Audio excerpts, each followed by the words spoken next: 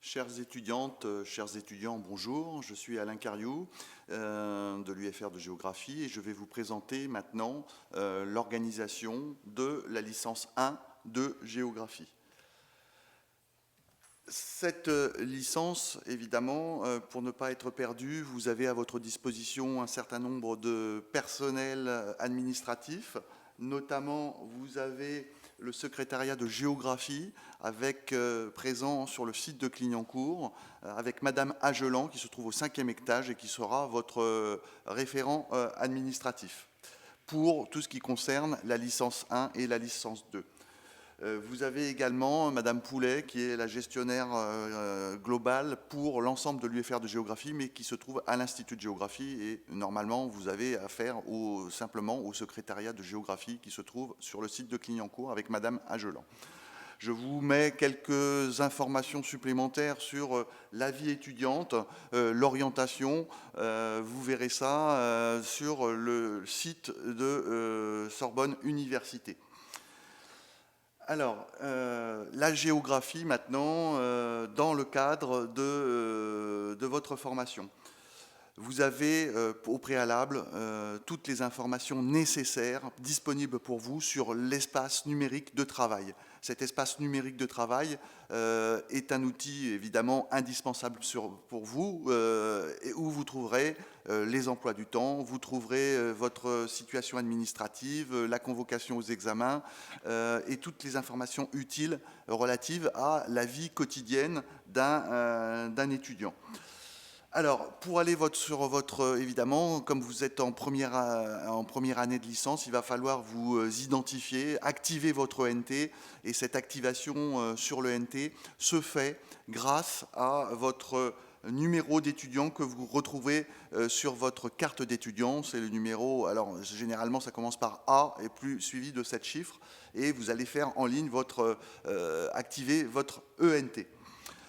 C'est sur ce ENT, vous voyez sur la diapositive ici, vous avez à votre disposition l'ensemble de l'offre de formation, les enseignants, les cours, l'emploi du temps.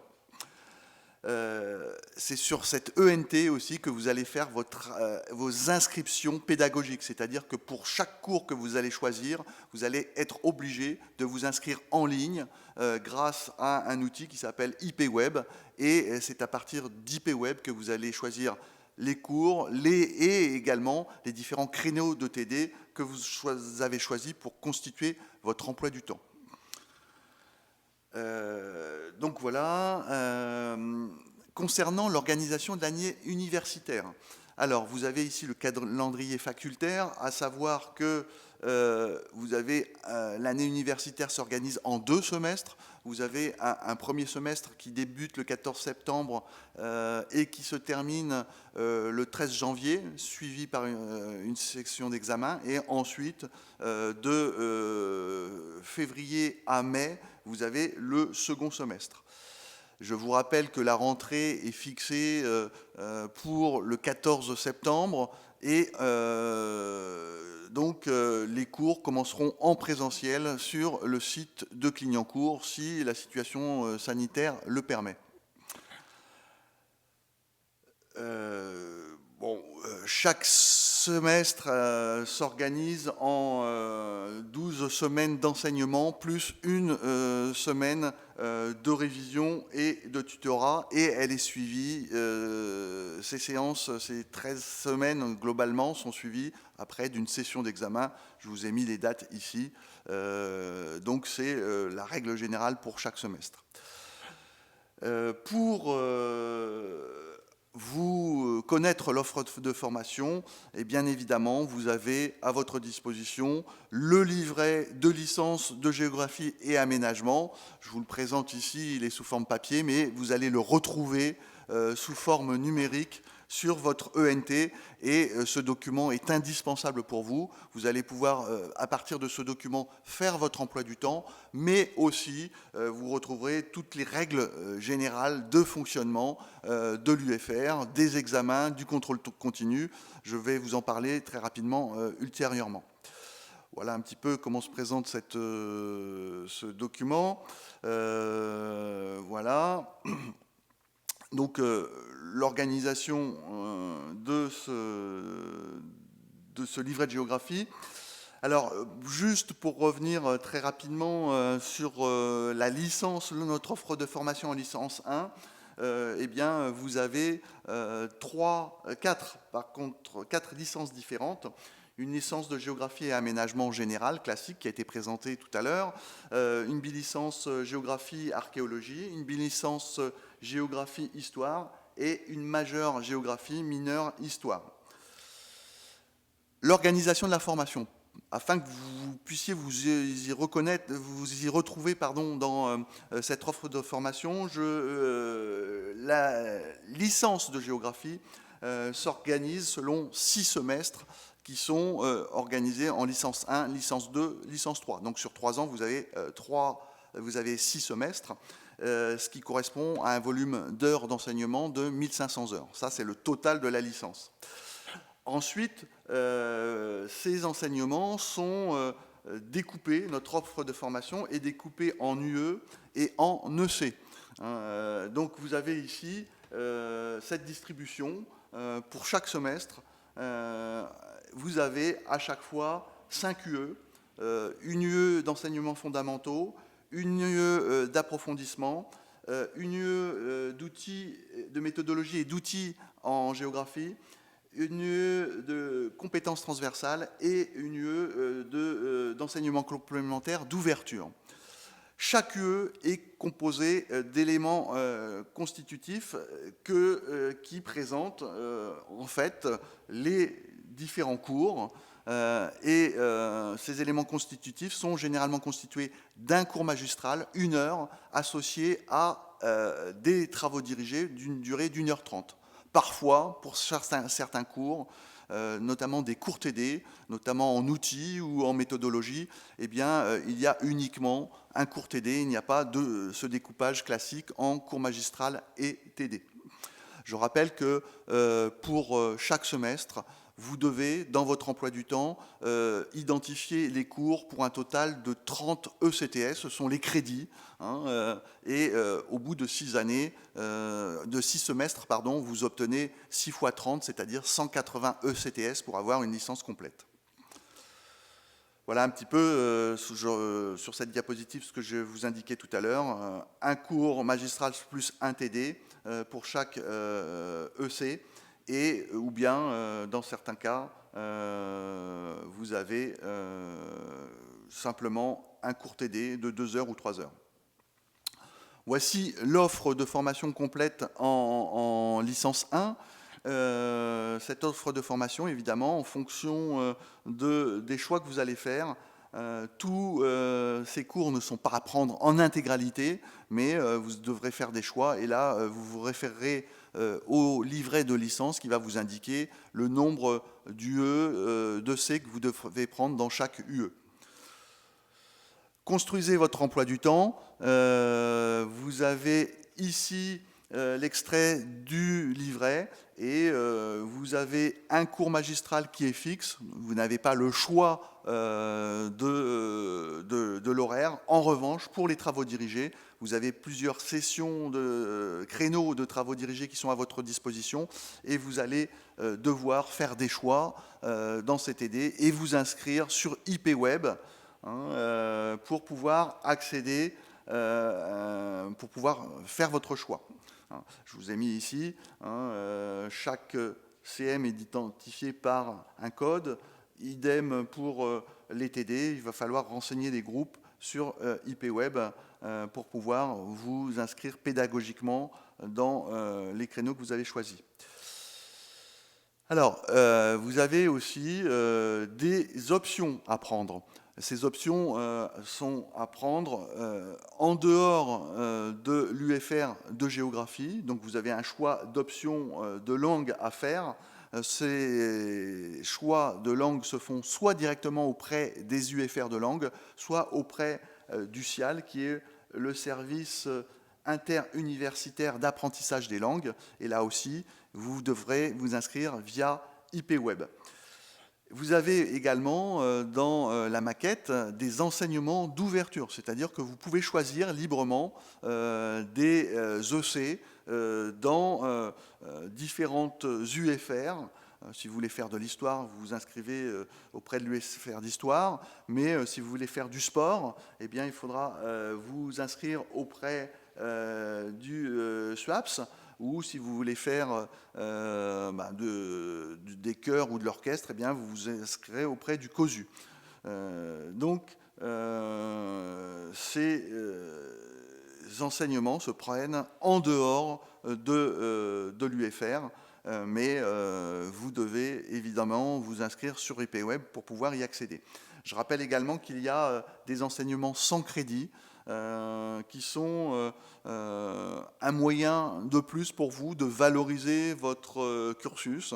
Vous pouvez prendre d'autres cours dans d'autres UFR ou effectivement faire des stages, mais cet enseignement sans crédit ne sera pas comptabilisé dans votre moyenne générale. Alors, pour la bilicence géographie-archéologie, il y aura une réunion spécifique, je passe très rapidement là-dessus. Vous voyez qu'il y a des enseignements spécifiques qui vous sont spécifiés, un parcours un petit peu identifié et fléché. Même chose pour la bilicence géographie-histoire, là encore, des cours spécifiques qui vous sont fléchés. La majeure géographie mineure histoire, même chose. Je passe très rapidement. Donc je vous ai rappelé l'importance de vous inscrire sur IPWeb. L'inscription sur IPWeb se fait dès le 7 septembre. Donc dès le 7 septembre, si vous voulez avoir un choix large de créneaux, eh bien faites-le très rapidement pour pouvoir accéder, vous faire votre emploi du temps. Un petit mot très rapidement sur l'évaluation. Alors, il y a deux modes de contrôle des connaissances. Il y a le contrôle continu, qui est le régime général qui s'applique à l'ensemble des étudiants. Et puis, vous avez le contrôle terminal qui, lui, n'est accessible qu'aux étudiants qui justifient eh bien, grâce à un certain nombre de documents, le choix d'avoir des dispenses d'assiduité, c'est-à-dire d'être dispensé d'être présent lors des cours. Le contrôle continu.